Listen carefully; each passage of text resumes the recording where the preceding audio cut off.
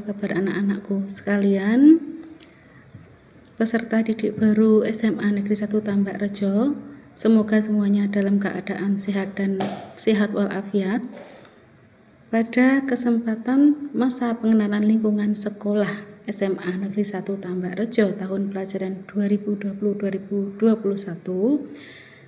saya berkesempatan untuk menyampaikan sedikit materi bagaimana menumbuhkan motivasi belajar dan menerapkan cara belajar efektif. Apa itu motivasi? Motivasi pada dasarnya adalah dorongan untuk berusaha semakin lebih baik yang bisa berasal dari diri kalian sendiri atau bisa juga berasal dari luar diri kalian. Apakah motivasi itu penting? Motivasi itu ibaratnya seperti bahan bakar yang mampu membakar semangat kita untuk mencapai cita-cita, harapan, dan tujuan kalian. Ibaratkan saja kalian punya sepeda motor. Sebagus apapun itu sepeda motor, kalau tidak ada bahan bakar, otomatis tidak bisa berjalan. Nah, kalian sebagai pelajar, otomatis tujuan utama motivasinya adalah belajar demi mencapai prestasi belajar secara maksimal. Saat ini kalian melanjutkan ke jenjang yang lebih tinggi, itu pun pasti ada motivasi. Apa? Misalkan motivasi melanjutkan kuliah, otomatis kalian harus melewati jenjang SMA atau ingin memperoleh ilmu yang lebih tinggi lagi. Nah, sumber dari motivasi belajar itu dari mana? Bisa dari dalam diri kalian. Oh, besok saya bercita-cita ingin jadi ini. Oh, saya ingin melanjutkan ke sini dan sebagainya. Itu berasal dari dalam diri kalian. Sementara dari luar, bisa dari keluarga, bapak, ibu, saudara kalian, dan bapak, ibu guru di sini juga tidak akan pernah bosan untuk memotivasi anak-anak. Ya, demi prestasi belajar kalian. Nah, mengenai belajar, tentunya sudah hal umum, ya. Kebanyakan anak-anak pernah mengalami kesulitan belajar. Jika kalian diberi pertanyaan, lebih cepat mana antara menguasai game atau menguasai rumus matematika? Atau lebih gampang mana antara menghafal lirik lagu atau grammar bahasa Inggris misalkan? Nah, kalian bayangkan kenapa susah sekali untuk menghafal pelajaran sementara mudah sekali untuk menguasai permainan atau menguasai lirik lagu.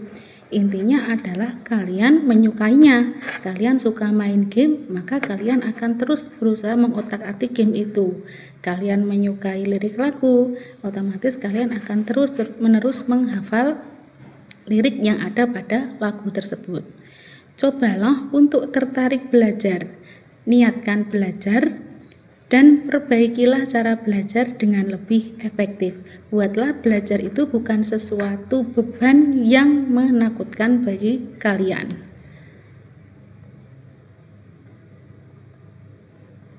Cara belajar efektif dan efisien. Karena kita sekarang dalam kondisi yang tidak bisa melaksanakan tatap muka secara langsung, dikarenakan situasi pandemi COVID-19, ingat, tidak pergi ke sekolah bukan alasan untuk tidak belajar di rumah. Lebih dari itu, justru belajar secara mandiri di rumah memberikan lebih banyak kenyamanan serta keleluasaan dalam belajar. Sedikit tips selama kalian belajar dari rumah. Yang pertama, buatlah suasana belajar itu senyaman mungkin. Jika biasanya di sekolah kalian mengikuti pelajaran di kelas, duduk di kelas mengikuti rutin dari awal sampai siang, selama masa belajar di rumah tidak ada salahnya mencari posisi nyaman untuk belajar. Bisa mengerjakan sambil rebahan, ada juga yang lebih suka sambil mendengarkan musik dan sebagainya.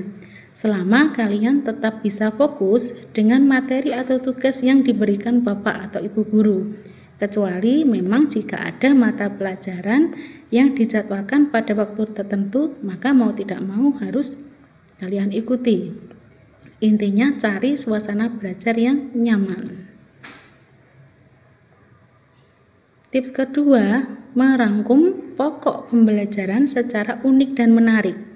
Yang namanya merangkum tidak harus persis seperti buku yang kalian rangkum, tidak persis modul yang kalian rangkum, tidak harus panjang dan membuat jemari keriting.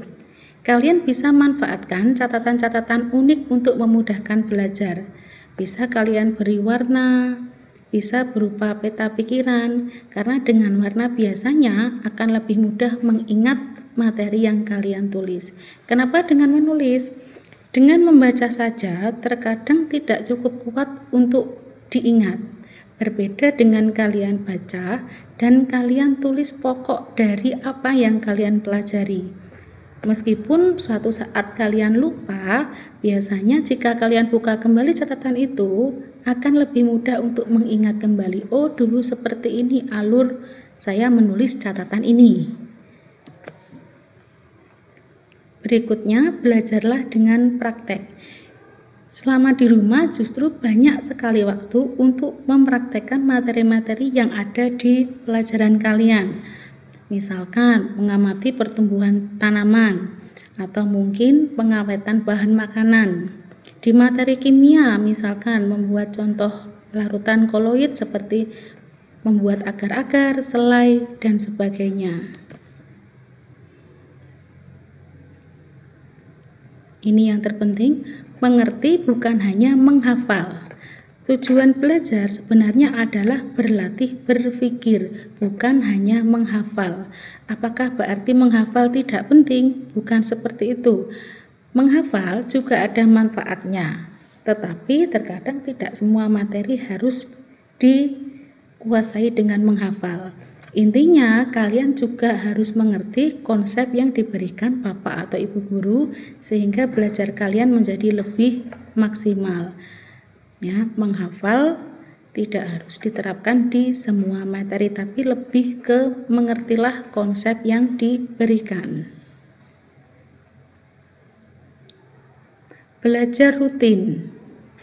Ya, kegiatan ini mungkin bagi kalian berat untuk dilakukan, tetapi tidak salahnya untuk kalian coba.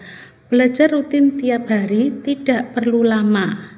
Ya, belajar rutin tidak perlu lama. Belajar rutin hanya jangan diasumsikan menjadi suatu beban yang sangat berat.